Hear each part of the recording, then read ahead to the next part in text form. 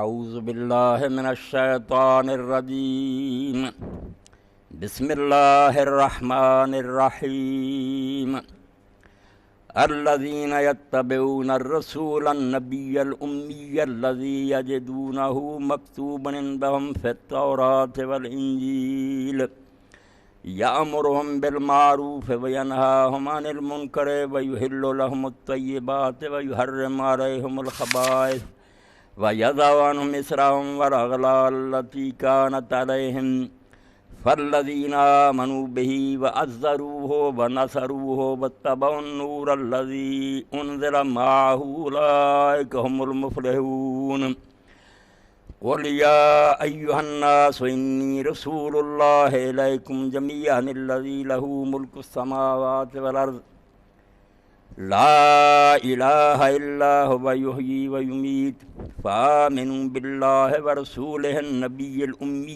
الذی یؤمن باللہ وکلماتہ واتبعوہ لعلکم تہتدون۔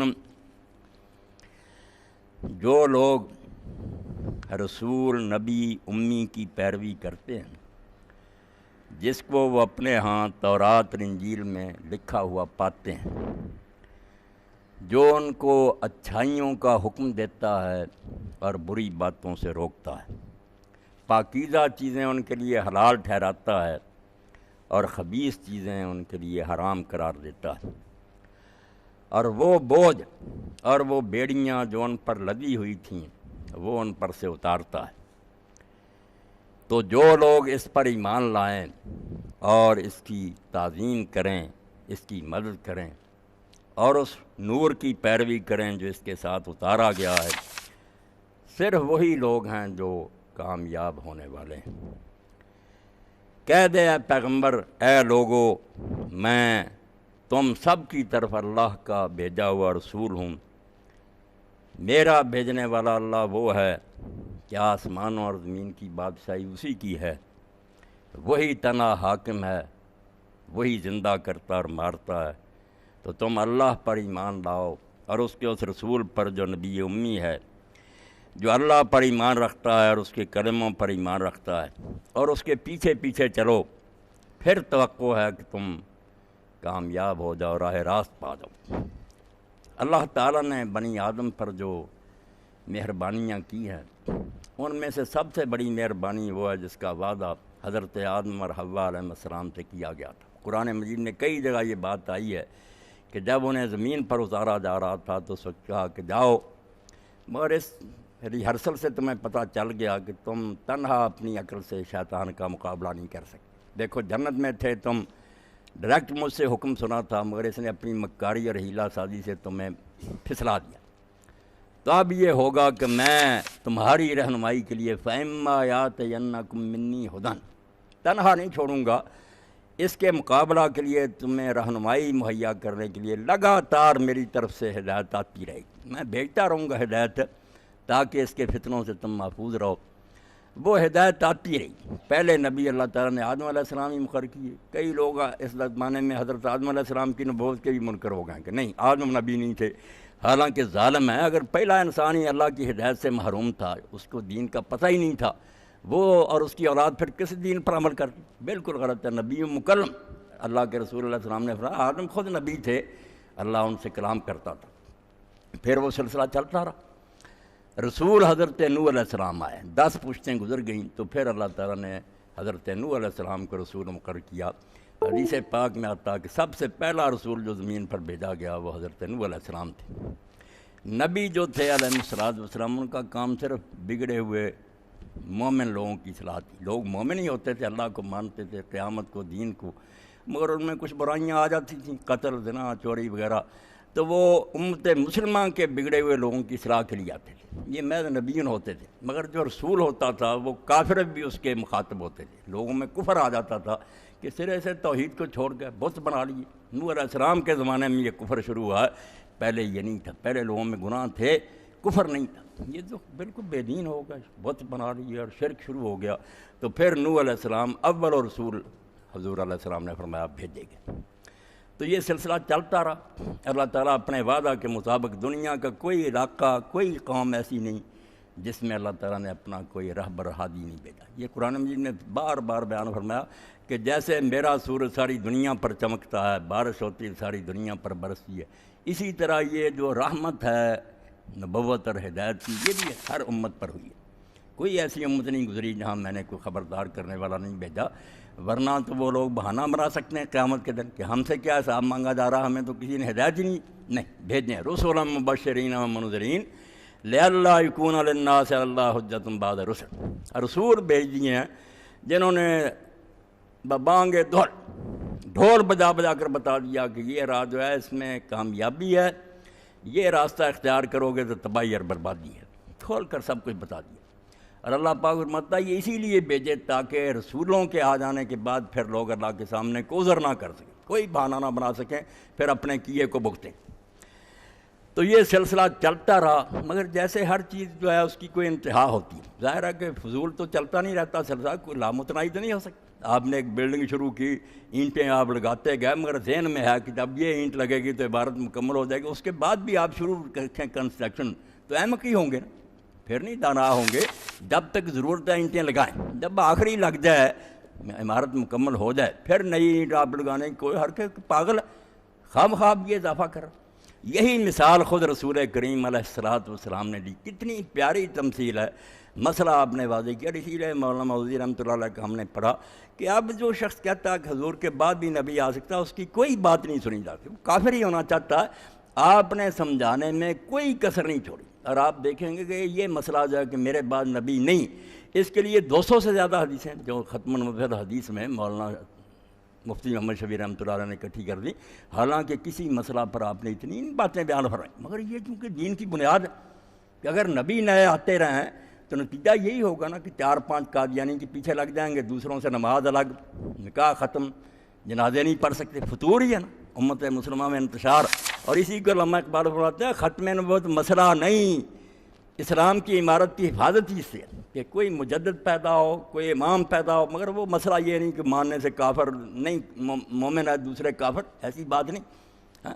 تا نہیں وحدت دست مارود تا بد اسلام راشی برادہ، اس لیے کہ یہ جو ایک بنایا ہے ہمیں صرف رسول اللہ پر ایمان نے بنا۔ تا نہیں وحدت دست مارود ہستی ماں بابد ہم نمشار، اس لیے کہ یہ امت ہمیشہ ایک رہے اور قیامت تک ایک رہے۔ حق تعالی نقش ہر دعوش کا بہت بڑا انعام ہے ختم نبوت۔ بالکل ایسے ہی سمجھیں جیسے میں نے کہ جب تک ضرورت تھی اس وقت اینٹیں نہ لگتی تو وہ بھی کمی تھی، مگر جب پوری ہو گئی اب خام خواہ اینٹیں لگتی رہیں تو فطور ہی ہے، انتشارہ فائدہ کوئی نہیں۔ جب دین مکمل ہے، سارا دین محفوظ، خام خواہ نبی بیچ کر یہ کفر ایمان کا روز جھگڑا شروع ہے۔ تو فرماتے ہیں اس لیے اللہ پاک نے تابد امت ایک رہ کیا کیا، نقش حق تعالی نقش ہر دعوی شکست، مگر ہم نے بھی اس کی قدر نہیں نا کہ ان کا کیا رونا روئے، ہم میں بھی ہے کہ فلاں امام کو نہیں مانتا اس لیے ہمارا بھائی نہیں، یہ دوسرے مسلک کا، یہ فلاں حضرت کی بیعت نہیں اس لیے، وہی جھگڑا کہ وہ نبی کہہ دیتے ہیں، فتنہ وہی ہے کہ بھائی رسول اللہ کو مانتا آپ صبر نہیں کرتے، آپ کسی نیک آدمی کو ماننا چاہتے ہیں مانتے پھرے، مگر اس نیک کو ماننا دین تو نہیں نا۔ آپ کا حسن زانہ کہ مولانا مودودی صاحب نے دین کی خدمت کی، بسم اللہ، دوسرا کہتا نہیں کوئی نہیں وہ عالم نہیں تھے، کوئی بات نہیں، حضور کو مانتا ہے۔ تو اسلام میں یہ حضور کا آخری نبی ہونا یہ صرف ایک لفظ کی بات نہیں، امت کو اکٹھا رکھنے کی بات ہے۔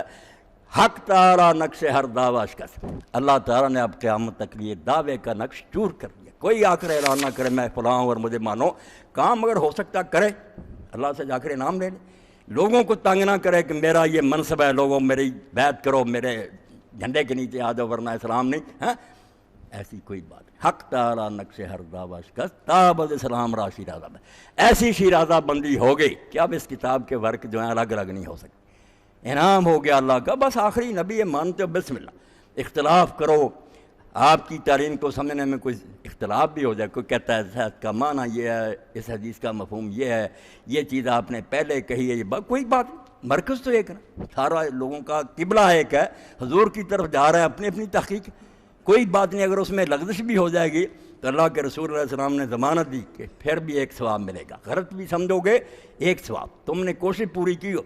اور اس کا کیسا اچھا نمونہ خود آپ کی حیات طیبہ میں سامنے آیا، مگر ہم نے مسلکوں میں پھنس کر بلا دیا اس کو۔ پیشانیوں پر لکھ دیا یہ فلاں مسئلہ کی مسجد ہے، نماز نہیں ساتھ دوسرے ساتھ پڑھ. بھئی اللہ کا رسول جو ایک ہے تم اس کی امت ہو، وہ بھی اس کا امت ہی کیوں نہیں پڑھ. غزوہ خندق کے بعد جبریل علیہ السلام اترے کہ یا رسول اللہ یہ بنو قریظہ جو یہودی قبیلہ ہے انہوں نے عین وقت پر غداری کی ہے، ان سے معاہدہ تھا مگر یہ ان کے ساتھ مل گئے جو آئے تھے جنہوں نے مدینہ کو گھیرا تھا احزاب کے ساتھ، ان لشکروں کے ساتھ مل گیا. اور اگر اللہ مدد نہ کرتا تو مدینہ تو تباہ ہو گیا تھا. انہوں نے باہر سے گھیر رکھا تھا، یہ اندر سے اگر حملہ کر دیتے قلعے پر جہاں عورتیں اور بچے تھے مر گئے تھے، مگر اللہ نے امداد کی. تو جبریل علیہ السلام اترے کہ ان مارے آستین لوگوں کو یہ بغل کے سانپ زندہ نہیں چھوڑنا. غلط فائدہ اٹھایا انہوں نے حالات کا، مسلمانوں کو کچل دیں. تو پھر حضور نے محاصرہ کر لیا، وہ مارے گئے سارے. تو جب حضور ارادہ کر رہے تھے بنو قریظہ پر جانے کا تو آپ نے اس لیے کہ لوگ سستی نہ کرے فرمایا کوئی شخص عصر کی نماز بنو قریظہ کے علاوہ کہیں نہ پڑھے، نماز عصر وہاں جا کر پڑھیں، نکلو. لشکر چل پڑے، مگر راستے میں ہی وقت ہو گیا عصر کا. اب دو گروہ ہو گئے. فرمان نبی تو واضح تھا کہ کوئی شخص نماز نہ پڑھے عصر کی سوائے بنو قریظہ. ایک گروہ نے تو کہا ہم نہیں پڑھیں گے، نماز جاتی تو جائے مغرب پڑھ لیں گے راستے میں، مگر عصر وہیں پڑھیں گے. حضور نے کہا عصر کوئی نہ پڑھے سوائے بنو قریظہ کی. دیکھیں اختلاف. دوسروں نے کہا رسول کریم علیہ السلام کا منشا تو تھا جلدی کرو، مگر جلدی کے باوجود اگر وقت ہو گیا ہے تو اللہ کا دین کہتا ہے وقت پر نماز پڑھو. کچھ نے راستے میں پڑھ لی، کچھ نے وہاں جا کر پڑھی. اب رسول کریم علیہ السلام کی خدمت میں جب یہ معاملہ پیش کیا گیا تو حضور نے کسی کو برا نہ کہا. یہ بھی نہیں فیصلہ سنایا کہ قوم صحیح ہے، نہیں، دونوں کو بتا دیا کہ بھائی دونوں کی نیت ٹھیک ہی. ایک میرے لفظوں پر جم گئے، دوسروں نے ذرا گہرا سوچنا شروع کیا. تو اسی پر ابن قیم فرماتے ہیں کہ ایک گروہ فقہ والوں کا پیدا ہو گیا جو سوچتے ہیں کہ بات کیا طے کیا. دوسرے اہل ظاہر ہو گئے کہ لفظوں پر عمل کرتے. دونوں نیک نیت، دونوں کا جائے. کیوں؟ قبلہ ایک، رخ ایک ہی ایک طرف جا رہا ہے، حضور کی بات پر عمل کرنے کی کوشش کر رہے ہیں. باقی فہم اور سمجھ میں اختلاف. تو رسول کریم علیہ السلام کا ہمارا نبی ہونا اور ان مجددوں اماموں سے جان چھوٹ جانا کہ کسی نئے کو ماننے کی ضرورت نہیں. کسی سے کوئی کام ہوتا تو کرے بسم اللہ، لافیں مارنے کی کیا ضرورت ہے؟ اللہ قیامت کے دن اس کو کوئی انعام دے دے گا. امت کو کیوں پریشان کرتا کہ مجھے مانو ورنہ تم مسلمان کیوں؟ تم خدا کے نبی ہو. اس پر ایک واقعہ جو امام عبد الوہاب شعرانی رحمۃ اللہ لکھا لطائف المرن میں، یاد رکھ کاش کہ یہ امت اب بھی ختم نبوت کی حقیقت کو سمجھے کہ یہ لفظ کا جھگڑا نہیں، یہ اعلان ہے اس بات کا کہ اب کوئی لوگوں سے اپنا آپ منوا نہیں سکتا. کسی کو تنگ نہ کرے، کرنا چاہتا ہے کوئی کام دین کا کرے، لوگوں کو پریشان نہ کرے کہ میں ہوں میری بیعت کرو ورنہ جنت سے رہ جاؤ. یہ خطرہ ٹل گیا. تو کہتے ہیں کہ شیخ محی الدین ابن عربی رحمۃ اللہ علیہ فرماتے ہیں کہ میرے مرشد تھے شیخ ابو مدین مغربی رحمۃ اللہ علیہ، وہ شیخ عبد القادر جیلانی رحمۃ اللہ علیہ کے خلیفہ تھے. تو اس شہر میں ایک عالم دین تھے جو میرے پیر کو اچھا نہیں جانتے، اس لیے میں اس عالم سے نفرت کرتا تھا، بغض رکھتا تھا کہ یہ میرے پیر کو نہیں مانتے. مگر خود فرماتے ہیں کہ میں نے خواب میں دیکھا سرور کائنات فخر موجودات حضرت محمد رسول اللہ صلی اللہ علیہ وسلم، حضور کی زیارت ہوئی اور اتنا غیظ میں آپ کو دیتا، غصے میں. آپ نے فرمایا محی الدین تو فلاں عالم سے نفرت کرتا؟ میں نے کہا ہاں. کیوں؟ وہ میرے شیخ کو اچھا نہیں جانا. فرمایا تیرے شیخ کو ماننا کب سے دین بنا؟ مجھے مانتا ہی نہیں. جا صبح اس سے صلح کر، معافی مانگ. مجھے ماننا مسلمان ہونے کے لیے لازم ہے، تیرے شیخ کو ماننا نہیں. اپنے شیخ سنبھالو، جس کا شیخ مانتے پھرو. کیوں نہیں تو اس رشتے کو مانتا کہ وہ میرا امتی؟ صبح ہی کہتے ہیں میں نے جا کر معافی مانگی اور اس سے تعلقات بحال کیے. اس بات کو اگر یہ مسلمان سمجھ لیں کہ آپ بے شمار گروہ بنے علم کی وجہ سے، بدنیتی سے تو اگر بنے تو جہنم میں جائیں گے. اگر واقعی آپ نے تحقیق کی ہے، آپ کی ریسرچ میں کوئی معنی آتا تو کوئی بات نہیں، مگر پھر تعلقات تو ختم نہیں ہونے گے. سلام چھوٹ گیا، جنازہ نہیں پڑھتے، نمازیں نہیں پڑھتے، ظالموں ایک امت نہیں. تو رسول کریم علیہ السلام کو اللہ تعالیٰ نے آخر میں بھیجا اور آپ کے ذریعے اعلان فرما دیا. تو آپ نے مثال دی کہ میری اور پہلے انبیاء کی مثال ایسی ہے کہ مثل رجل بنا بیتن. کیسی مثال سے سمجھایا مسئلہ ختم نہ. جیسے ایک شخص نے کوئی عمارت بنانی شروع کی، اینٹیں لگاتا گیا، فاحسنہ واجملہ، بہت خوبصورت عمارت بنا دی. اللہ سوائے فرمایا ایک اینٹ کی جگہ خالی تھی، محل بن گیا تھا نبوت کا. سارے نبیوں کے امت سے منتظر کہتے ہیں اللہ وزت حاضر لبنا، دیکھتے تھے کہ بہت اچھا ہے مگر کاش یہ اینٹ بھی لگ جاتی. تو آپ نے مثال دے کر میں آدم سے لے کر اینٹیں لگتی گئیں، سارے اعلیٰ سے اعلیٰ تھے. ایک کا انتظار تھا، فانا لبنا تو وانا خاتم النبی، وہ اینٹ میں ہوں اور میں آخری ہوں. ولا نبی بعد، یا میرے بعد کوئی نہیں۔ جب تک ضرورت تھی اینٹیں ایک بھی رہ جاتی کمی، وہ بھی خرابی تھی، اللہ کی حکمت کے خلاف تھا۔ جب محل بن گیا اب خواہ فالتو اینٹیں لگائی جانی، بدنما بنانا نہیں۔ اب کوئی پیدا ہوتا دین کی خدمت کر سکتا کرے، اللہ اس کو اجر دے گا، مگر دعویٰ نہ کرے۔ اور یہ جو کہتے ہیں کہ شیخ اکبر نے کہا شریعت والا نبی نہیں، وہ یہی تو بات تھی، شریعت والا نہیں، مسئلہ مثال نہیں لیا کہ شریعت والا وہ ہے جو اعلان کرے کہ مجھے مانو ورنہ کافر ہو جائے۔ اتنا جملہ بھی جو بولتا وہ نبی مشرع، وہ تشریح کا اعلان کرتا، قانون سازی کا، کہ مجھے ان کا معنی یہ ہے۔ اور وہ نبی جو غیر تشریح، وہ کیا ہے کہ امت کے عالم ہوں گے، خوبیاں ساری ہوں گی جو نبیوں کی، کوالیفیکیشن ہوگی، جیسے حضرت عمر رضی اللہ عنہ کہ آپ نے فرمایا اگر میرے بعد کوئی نبی ہوتا عمر ہوتا۔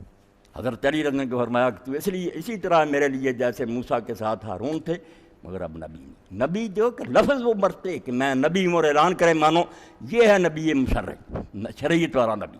مسئلہ مثال کی بات وہاں نہیں، میں نے تو فتوحات پڑھی، یہ سب جھوٹ بولتے ہیں کہ شیخ یہ کہتے ہیں کہ نہ آ سکتے ہیں نبی، وہ کہتے ہیں امت میں ایسے لوگ ہوں گے، یہ ایسی بانج امت نہیں کہ قابل لوگ نہیں، قابل ایسے ہیں کہ اگر بند نہ ہوتی اللہ ان کو نبی بناتا، مگر وہ اب نبی نہیں کہلا سکتے، نہ وہ لوگوں کو کہہ سکتے کہ ہمیں مانو۔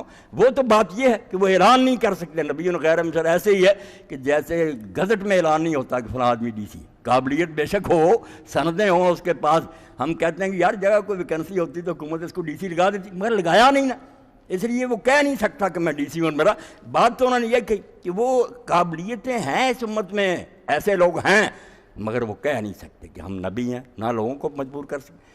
بات کیسی صاف اور واضح تھی کہ امت کو یہ نہ سمجھو کہ گھٹیا ہے، بالکل ایسے ہیں کہ اگر نبی جاری ہوتی تو اس امت میں بہت عالم ایسے تھے جو بنی اسرائیل کے انبیاء کی طرح ہوتے، مگر اب وہ نبی نہیں کہہ سکتے۔ کھول کھول کر انہوں نے لکھا کہ نبی کا نام اب ان کے لیے حرام ہے، کوئی امت نہیں بنا سکتے، کہہ نہیں سکتے۔ تو یہ بہت اعلیٰ بات ہے۔ تو اللہ کے رسول کی آمد سے ایسا رشتہ قائم ہو گیا کہ بس مان لو، آرام سے سو جاؤ، اب کسی کو ڈھونڈنے کی ضرورت نہیں، حتیٰ کہ کہیں نہیں آتا کہ امام المہدی آ کر اعلان کریں گے کہ میں امام مہدی ہوں، میری امت بنو، کہیں نہیں۔ ایک شخص آئے گا اگر وہ دنیا میں اسلامی حکومت قائم کر دے گا، خود دنیا کو پتہ چلے۔ مولانا مودودی رحمۃ اللہ علیہ کا یہ فکرہ بالکل سونے کے حرفوں سے لکھنے کے قابل ہے۔ وہ کہتے ہیں جو مہدی کا دعویٰ کرے اور اس کو مہدی مانے، دونوں اپنی ذہنی پستی کا ثبوت دیں، دونوں پاگل ہیں۔ مہدویت دعویٰ کرنے کی شاید نہیں، کر کے دکھا دے گا، جو کر جائے گا کہ مشرق مغرب میں اسلامی حکومت قائم ہو جائے گی، عدل و انصاف، پتہ چل جائے گا کہ یہ وہ برکت لیڈر تھا جو آنا تھا یار، نہ اس کو خبر ہوگی، نہ وہ اعلان کرے گا، نہ کسی سے منوائے گا۔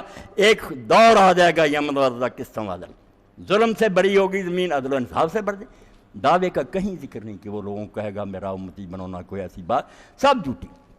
تو اللہ نے آیات میں جو میں پڑھی سورہ اعراف کی، اعلان کر دیا کہ اب کامیابی صرف وہ پائیں گے۔ پوچھے ذکر موسیٰ علیہ السلام ان کی امت کا، جو اب بھی شوشے چھوڑتے ہیں نا کہ نہیں یہودی عیسائی وغیرہ بھی اپنے نبیوں کو مانے، نیک رہیں، قرآن پاک کی تحریف کرتے ہیں کہ وہ جنتی، جھوٹ بولتے ہیں۔ حضور کی آمد کے بعد اب سب دوزخی ہیں سوائے ان کے جو حضور کو مانے۔ یہ موسیٰ علیہ السلام کی بات کے ساتھ یہ اللہ نے کہا، اور آخر میں کہا اولئک هم المفلحون، اولئک، اور پھر ہم درمیان میں آنا، اس کو کہتے ہیں ضمیر الفصل، اس کا معنی صرف یہی ہیں جو کامیابی پائیں گے، اب نہیں کوئی پا سکتا۔ اسی لیے حضور نے واضح اعلان فرمایا کہ اگر موسیٰ علیہ السلام بھی میرے زمانے میں ہوتے تو ان کے لیے اس کے بغیر چارہ نہیں تھا کہ وہ میرے پیچھے چل۔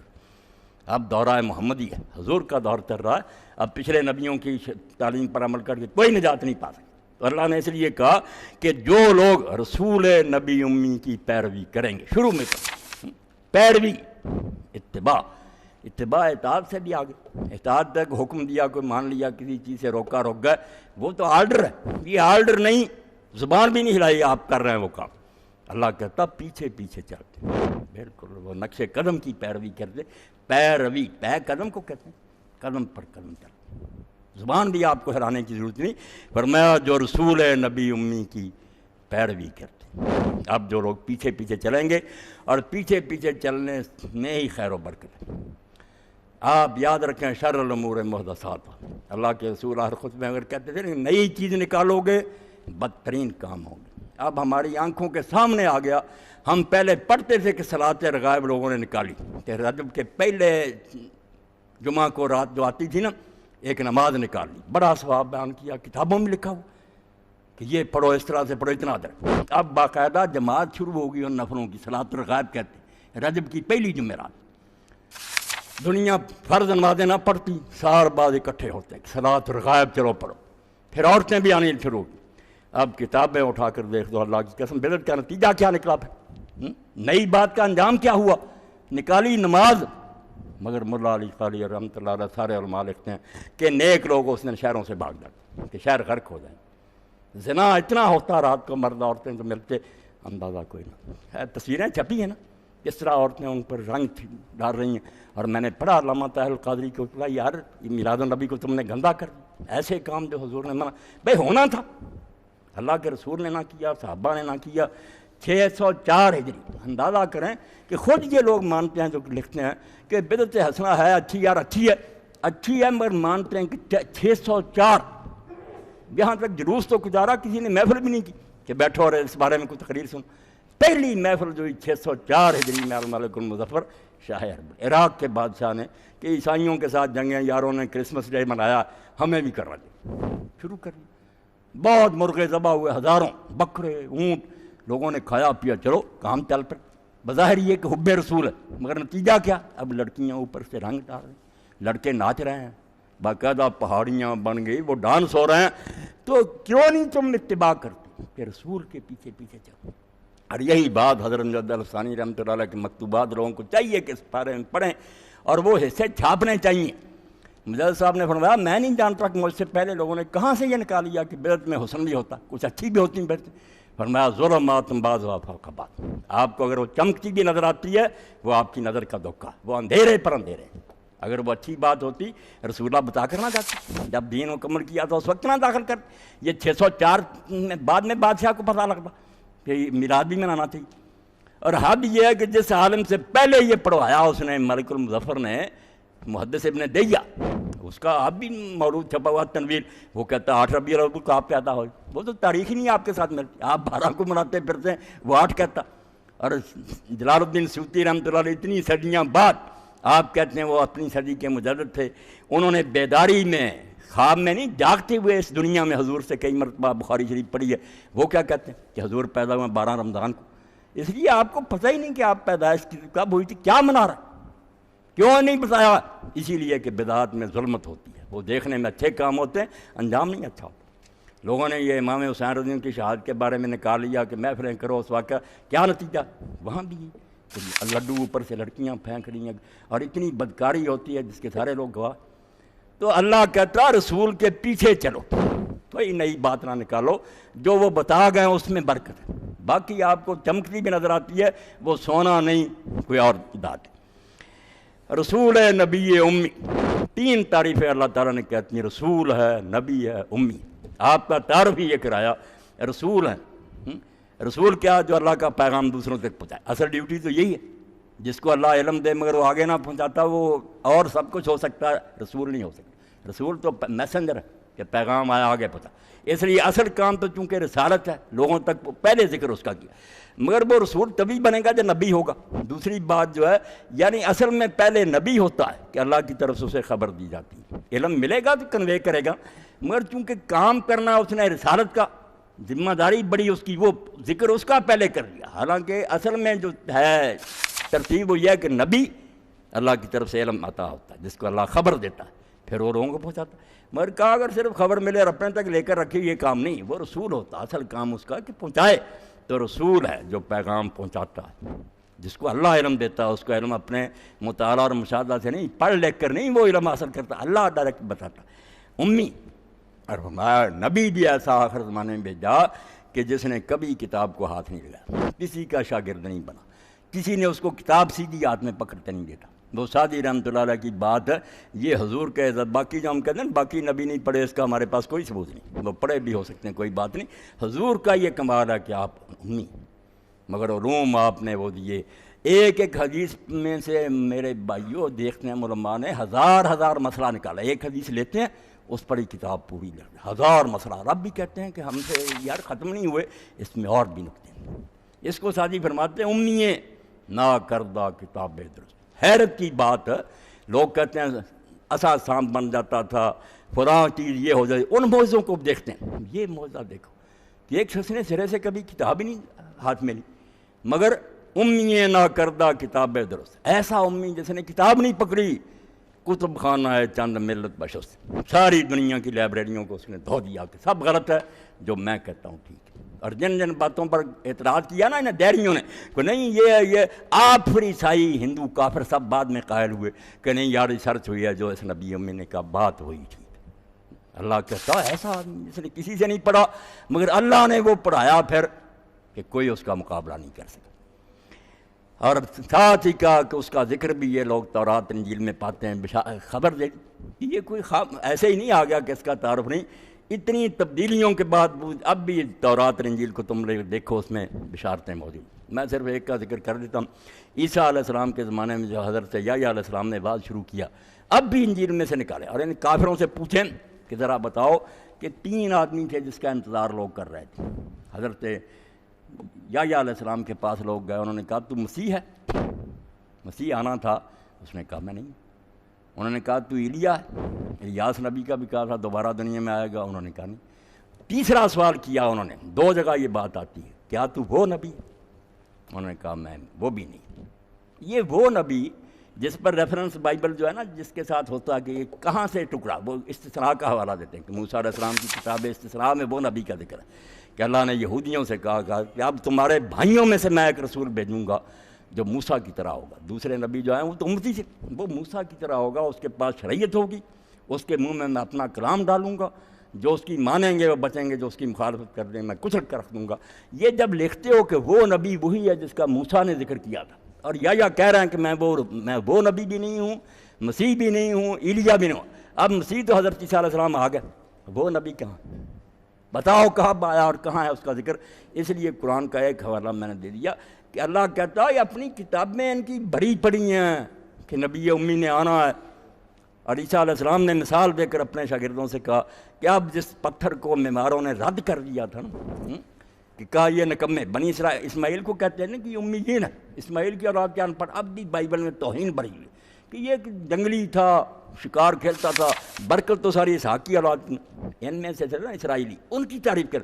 تو عیسیٰ علیہ السلام نے کہا جس پتھر کو معماروں نے رد کیا وہی پتھر کونے کا پتھر بنے گا، آخری نبی ان میں آئے گا، اب تم سے خدا کی بادشاہت لے لی جائے گی اور ان لوگوں کو دی جائے گی جو اس کی قدر کریں گے۔ واقعی اسماعیلیوں میں آ گیا پھر تو اللہ کہتے ہیں کہ وہ آیا ہے جس کی خبریں موسیٰ عیسیٰ دیتے گئے۔ اور حفیظ جلندری مرحوم رحمۃ اللہ علیہ نے کیسی بات کی، وہ دن آیا کہ پورے ہو گئے تورات کے وعدے، خدا نے آج ایفا کر دیے صراط کے وعدے۔ جو صدیوں سے جس کا انتظار کیا آ گیا، اور کام بھی اس نے وہ کیا۔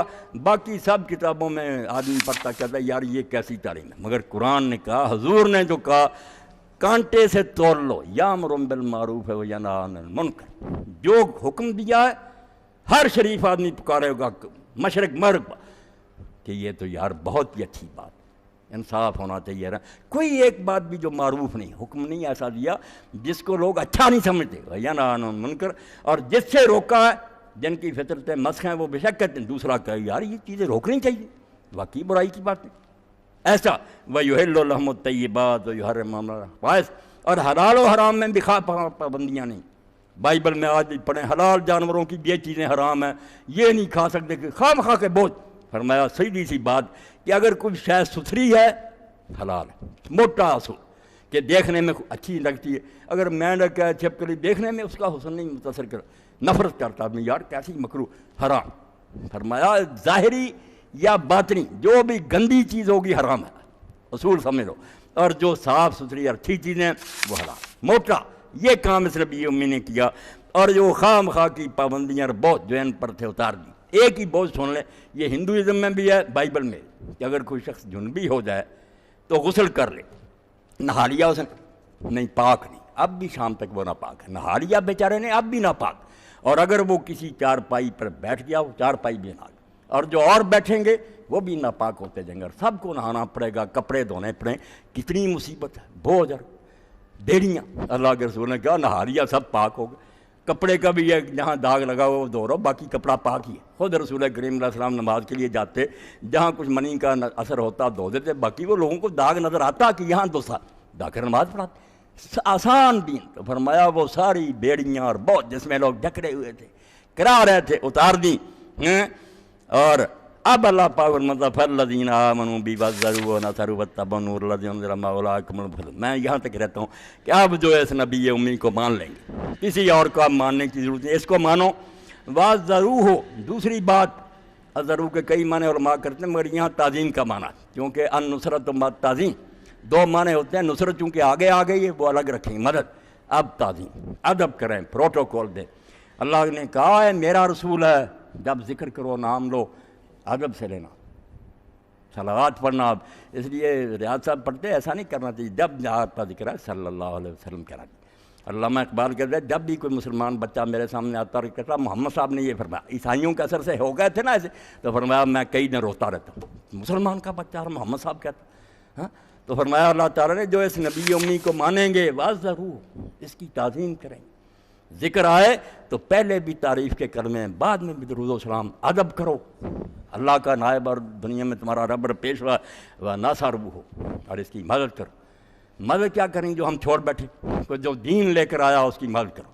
یہ دین مغلوب نہیں ہونا چاہیے، سارے دین پاؤں تھلے روندے جائیں، صرف دنیا میں جھنڈا لہرائے تو رسول اللہ کا جھنڈا۔ یہ جو ہم سے چھیننا چاہتے ہیں کہ نہیں اسلام بڑا پرامن مذہب ہے، دوسرے بھی رہے، غلط بات ہے، وہ باطل ہے۔ جیسے آپ منشیات فروشوں کے خلاف سزائے موت دیتے ہیں اور کہیں جو جہاد میں پکڑ لو پھانسی پر چڑھا دو، آپ جیسے ان کو مولک سمجھتے ہیں، ہم کفر کو ایسا مولک سمجھتے ہیں۔ دین ہمیں بتاتا ہے کہ یہ نشے کی چیز تو کوئی نہیں، اس پر دنیاوی حکومت قانون میں یہ کفر جو سکھا رہے ہیں دوزخ میں بھیج رہے ہیں، اس لیے ہم جبر ختم کریں گے اس کو کوئی دہشت گردی کرے جو تیسرا ہی بکتا رہا، دہشت گردی نہیں، جیسے منشیات فروش کو پھانسی پر کرنا دہشت گردی نہیں، امن قائم کرنا۔